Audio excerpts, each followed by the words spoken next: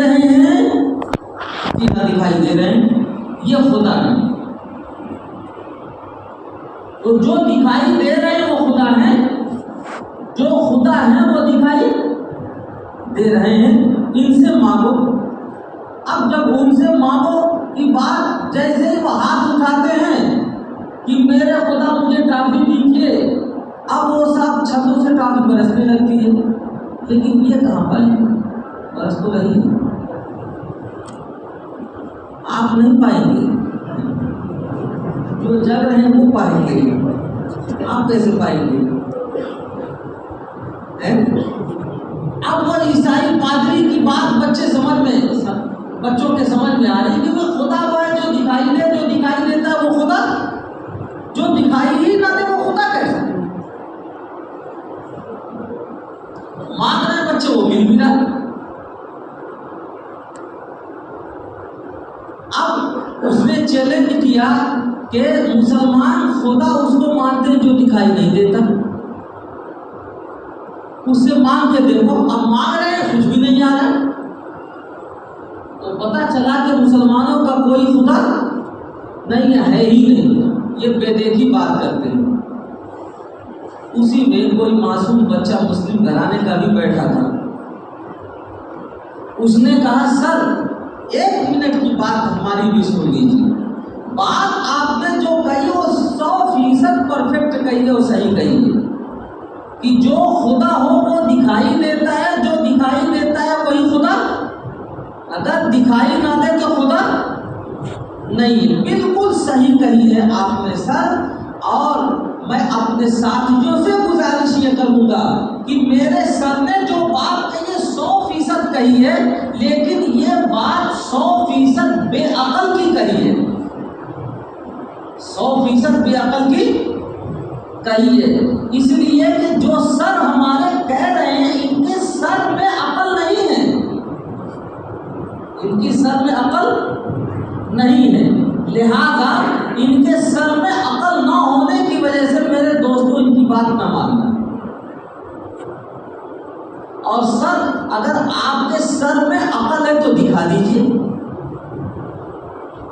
آپ کے سر میں عقل ہے تو دکھا دیجیے. تو دکھا سکتا ہوں؟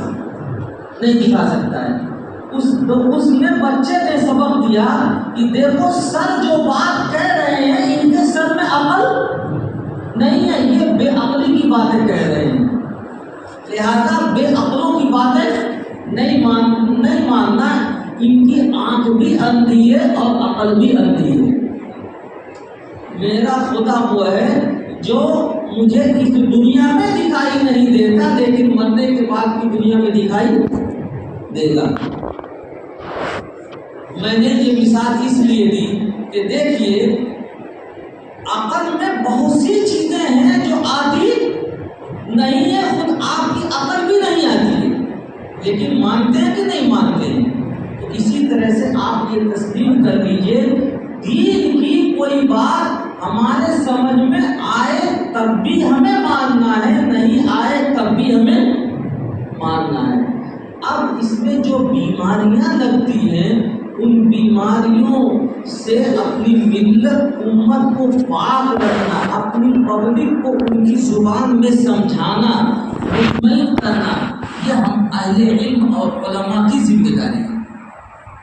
اپنے علماء کی اور اہل علم کی ذمہ داری ہے. لیکن ہوتا کیا ہے، اپنی ان ذمہ داریوں کو نبھانے کے بجائے ہم دین کو موضوع سخن بنا کے اور وہ تال پیٹتے ہیں کہ واہ صاحب ہم نے دین کی اتنی خدمت کی. یعنی جو دین مضبوط ہے اسی کو موضوع سخن بناتے ہیں، جو اپنی کمزوریاں ہیں اس کو ہم موضوع سخن نہیں بناتے ہیں. بات آگے بڑھاتا ہوں میں. مجھے تو 2 لفظوں میں یہ سمجھانا تھا کہ اسلام کا دائرہ سمجھ میں آ گیا. جی اسلام کا دائرہ سمجھ میں آ گیا تو آگے اب ہمارے پاس کئی راستے کھلتے ہیں. اور اسلام کو مجھے سمجھانا تھا. اب آپ حضرات اگر اجازت دیں تو میں اگلا موضوع شروع کروں، اگلی بات شروع کروں. یہاں میں ابھی سے دیکھ رہا ہوں چہرے سے جو رپلائی آنی چاہیے تھی، جو بشاشت آنی چاہیے تھی، اس اصول کی روشنی میں وہ مجھے مل نہیں رہی ہے۔ کمی ہماری نہیں ہے، آپ یاد رکھیے، کمی آپ کی ہے کہ 1.5 گھنٹہ آپ ضائع کر کے آئے ہیں، تو اس کا خمیازہ آپ ہی کو بھگتنا پڑے گا، کوئی کوتاہی ہماری نہیں ہے۔ میں بات آگے بڑھاتا ہوں جو موضوع سے متعلق ہے۔ میں نے کہا تھا پہلے ان الدین عند اللہ الاسلام کو سمجھاؤں گا۔ اب اس میں یہ شکیلیت ہے، قادیانیت ہے، یا ادر جتنے بھی فتنے ہیں، میں ان کا نام نہیں لینا چاہتا، سارے ہی فتنے اس میں شامل ہوتے ہیں، سارے ہی فتنے اس میں شامل ہوتے ہیں۔ وہ فتین کیا کرتے ہیں؟ آئیں گے آپ کے سامنے، اپنی اور آپ کی کمزوریوں کو موضوع بحث نہیں بنائیں گے، دین کو موضوع بحث بنائیں گے اور کان ٹھوکیں گے۔ آپ بھی 2 گھنٹہ 2.5 گھنٹہ اس پر ترم خواہ بن کر کے بحث کریں گے، میں نے یہ حدیث پیش کی، میں نے یہ روایت پیش کی، میں نے یہ تاریخ پیش کی، اور صاحب میں نے یہ تفسیر پیش کی۔ کچھ نہیں ہے، سب بے سود اور باطل ہے۔ ہمارے دین میں کوئی کمزوری نہ تھی، نہ ہے، نہ ہوگی۔ یہ آپ کے عقل کا خندق تھا جو آپ نے 2.5 گھنٹے میں نکالا ہے، دین کو آپ نے سمجھا ہی نہیں۔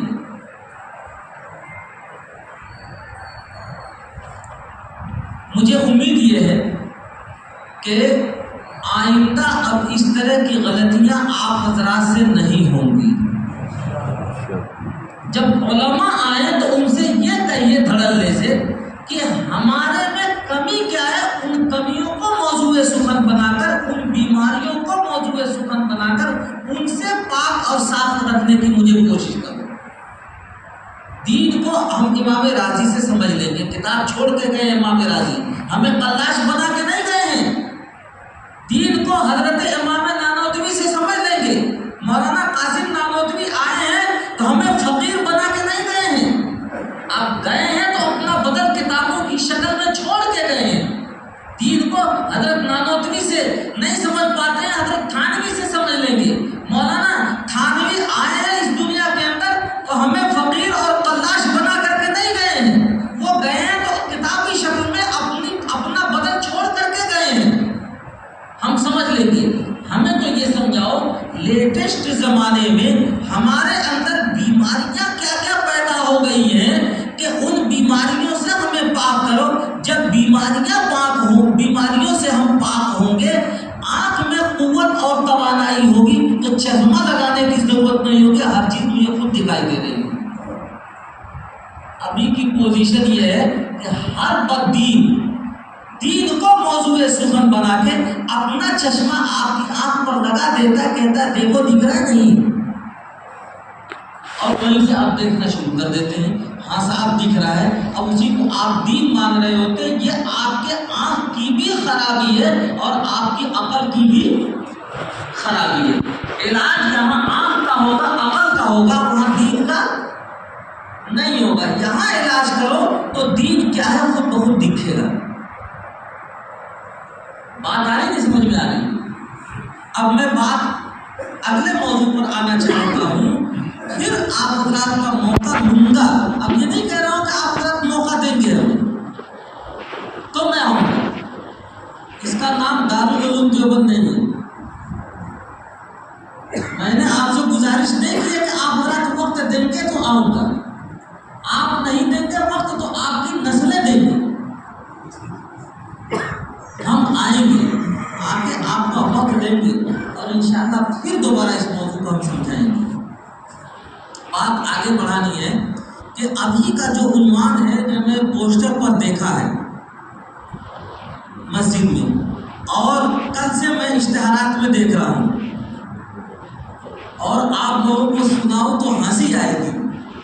بعض ایسی حماقتیں آپ کے علاقے سے ہو رہی ہے کہ اسے دیکھ کے میں بھی ہنستا ہوں۔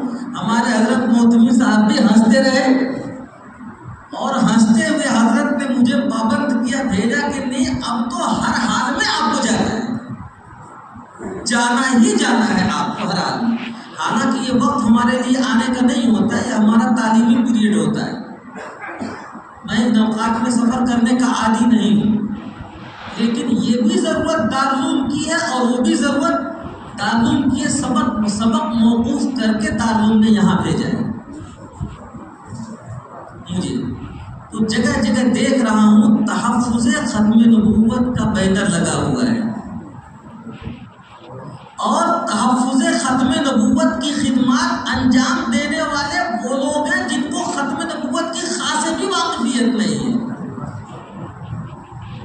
یہ ہے زمانہ، ختم نبوت کا کام وہ انجام دے رہے ہیں جنہیں ختم نبوت کی خاص بھی واقفیت نہیں ہے۔ ممکن ہے کہ میرے یہ جملے ان کی کانوں تک پہنچے اور پہنچیں گے، اور میں پہنچانا چاہتا ہوں ان سے۔ میں دست بستہ خدا کا واسطہ دے کر کے عرض کروں گا، میری اس گفتگو کو تنقید نہ سمجھیں۔ میں تنقید کرنے نہیں آیا، تعریض کرنے نہیں آیا۔ اللہ معاف فرمائے، اللہ تعالیٰ رحم فرمائے ہمارے پہ۔ خدا نخواستہ اگر یہ چیز آ گئی تو پھر یہ دین کہاں رہا؟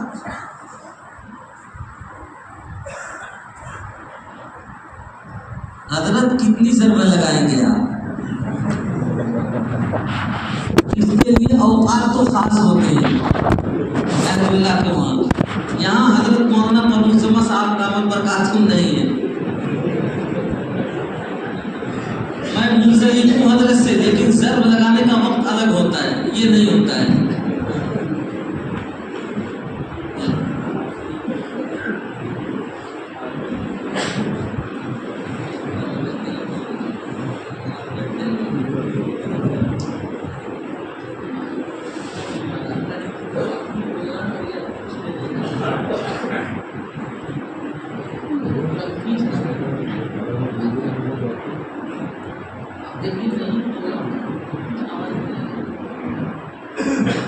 سینے کو نچوڑ لے رہا ہے، کھینچ لے رہا ہے۔